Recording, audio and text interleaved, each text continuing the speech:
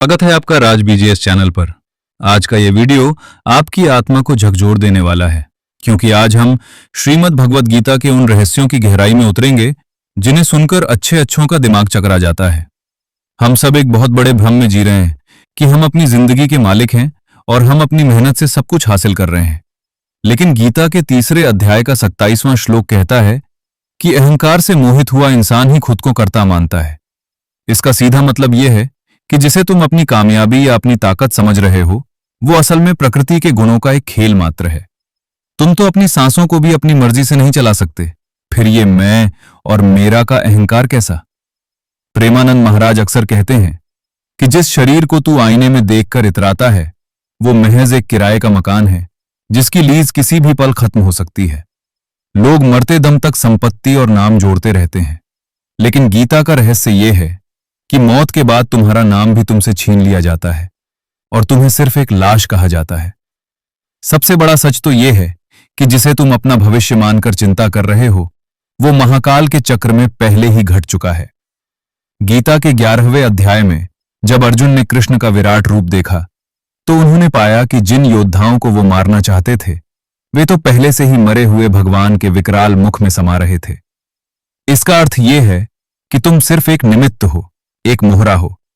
यह दुनिया एक ऐसी फिल्म है जिसकी शूटिंग पहले ही पूरी हो चुकी है और हम बस अपना किरदार निभा रहे हैं। लोग अक्सर पूछते हैं कि मेरे साथ ही बुरा क्यों हो रहा है। असल में यह तुम्हारे आज के कर्म नहीं, बल्कि तुम्हारे प्रारब्ध का वो पका हुआ फल है जिसे तुमने खुद पिछले जन्मों के अपराधों के बीज के रूप में बोया था। गीता का सबसे गहरा रहस्य यही है कि तुम अपना आज नहीं बदल सकते, क्योंकि वो तुम्हारे बीते हुए कल का परिणाम है। लेकिन तुम अपना आने वाला कल आज सुधार सकते हो। जब तक तुम्हारे भीतर ये मैं जीवित है, तब तक तुम दुखों के सागर में डूबते रहोगे। जिस दिन तुमने खुद को उस परमात्मा के चरणों में सौंप दिया और ये मान लिया कि प्रभु, मैं कुछ नहीं हूं, जो है वो तू ही है, उस दिन ब्रह्मांड की सबसे बड़ी शक्ति तुम्हारी ढाल बन जाएगी। गीता का 2 अध्याय हमें समझाता है कि जिसे तुम अंत समझ रहे हो, वो तो बस एक नई शुरुआत है। जैसे इंसान पुराने कपड़े बदलकर नए पहनता है, वैसे ही आत्मा इस जर्जर शरीर को त्याग देती है। फिर ये मोह कैसा? ये अपनों के खोने का गम कैसा? महाराज की उस कड़वी फटकार को याद करो। अरे मूर्ख, यहां तेरा अपना कोई है ही नहीं। जो आज तेरे साथ हैं, वो कल किसी और के साथ होंगे और एक दिन तू भी अकेला ही उस चिता पर लेटा होगा। मौत से डरो मत, बल्कि उस जीवन से डरो जो बिना सत्य को जाने व्यर्थ बीत रहा है। अगर आप आज भी अपनी वासनाओं, अपनी इच्छाओं और अपने क्रोध के गुलाम बने हुए हैं, तो याद रखिएगा कि अगला जन्म इससे भी ज्यादा कष्टकारी हो सकता है। राज बीजीएस के दोस्तों, गीता का अंतिम उपदेश यही है कि सब कुछ छोड़कर उस एक की शरण में आ जाओ। शरण में आने का मतलब हाथ जोड़कर बैठना नहीं है, बल्कि हर कर्म को कृष्ण का काम समझकर करना है। जब आप अपनी बुद्धि और अपने अहंकार को भगवान के चरणों में अर्पित कर देते हैं, तो आपकी चिंता आपकी नहीं रह जाती, वो साक्षात ईश्वर की हो जाती है। और जब ब्रह्मांड का मालिक आपकी जिम्मेदारी उठा ले, तो फिर इस नश्वर दुनिया के दुखों की क्या बिसात।